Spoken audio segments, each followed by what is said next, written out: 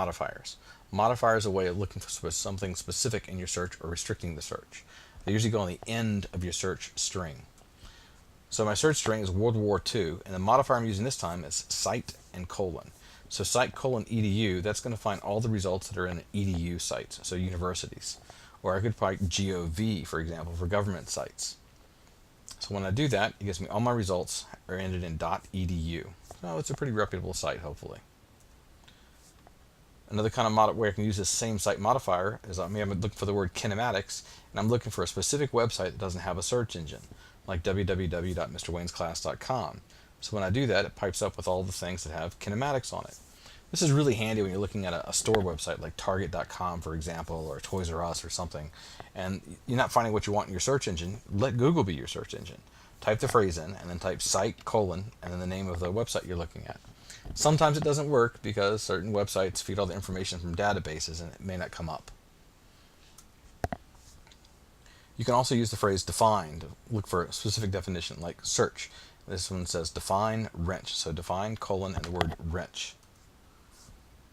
The cool thing is, if the word's not too obscure, it'll actually be able to pronounce it for you. Wrench. So that's kind of neat too. I can use file types to find specific file types like Word files, which end in .doc, or PowerPoint, which is PPT, Excel, PDFs, Shockwave, animations, all kinds of choices. All I do is at the end of it write file type colon doc. So this is really handy from a teacher viewpoint of trying to find a certain kind of worksheet. So here we go, World War, and the file type is doc. So here's some docs. Use forecast to find weather information, so I could type forecast and the zip code. In this case, I'll come up with Charlottesville's weather information.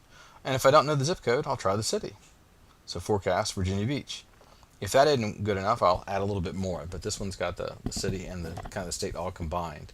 So maybe Richmond, Virginia, or Richmond, California, to get me the weather forecast. Let's talk about some other types of searches. There are book searches. So you can go to books.google.com, or you can just search for the name of the book, Fahrenheit 451, and in the top of the screen, where you get some choices, one of the choices, top of the screen in this case, says books. Now your choices might appear on the left-hand side depending upon your web browser, but I'll click on the books, and it'll take me to books.google.com and show me the results. Some of these books I can actually view online, which is kind of nice. If I'm looking for an image, I can just type the name of the image I want, and I can go to images.google.com or type the image, and you can see at the top of the screen, or again, web browser maybe on the left-hand side, there's the word images. So I'll click on that, and when I do that, I get images popped up. Now I've also gone one step farther. I've also clicked on search tools. So it popped up a second bar underneath it. And with these search tools, I can look at the size of the image I'm looking for. So maybe I'm looking just for large ones. Or I can also look for any type of coloration to it. I can look for the type of file. So maybe it's got something with a face to it. Obviously the Eiffel Tower, not so much. Line drawings might be helpful. Time frame, but that's not always accurate because sometimes a website will get updated and that'll update the time frame stamp. So even though the picture's from the 1940s, it may say that it was taken last week. So that's not always the most accurate information. And more tools. So I can do it by subject, or I can show various sizes on the images themselves. And when it says by subject, that's kind of neat because then I can do Eiffel Tower at night, Eiffel Tower at day, Eiffel Tower wallpaper, Eiffel Tower line drawings. It kind of breaks it all down for you. Map search, real easy. I can just type in, I can go to maps.google.com, or just from the main screen, type in University of Virginia. And then it says maps at the top, or it may say on the left-hand side on certain browsers. So I'll click on maps, and sure enough, there's a map around UVA. And within the map, I can make some variations to it as well. If I look on the right-hand side, I can show a satellite image of what everything looks like, or even what the traffic patterns are looking like. It's got a news search built into the search, so I can try NCLB, No Child Left Behind. I can do that at news.google.com, or just type in NCLB.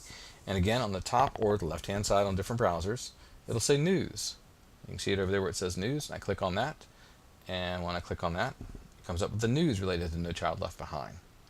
And finally, if I'm looking for a specific device, some kind of product, I can type it like waffle iron, and I see a lot of different choices like shopping, recipes, more. I can shop for it directly from Google itself.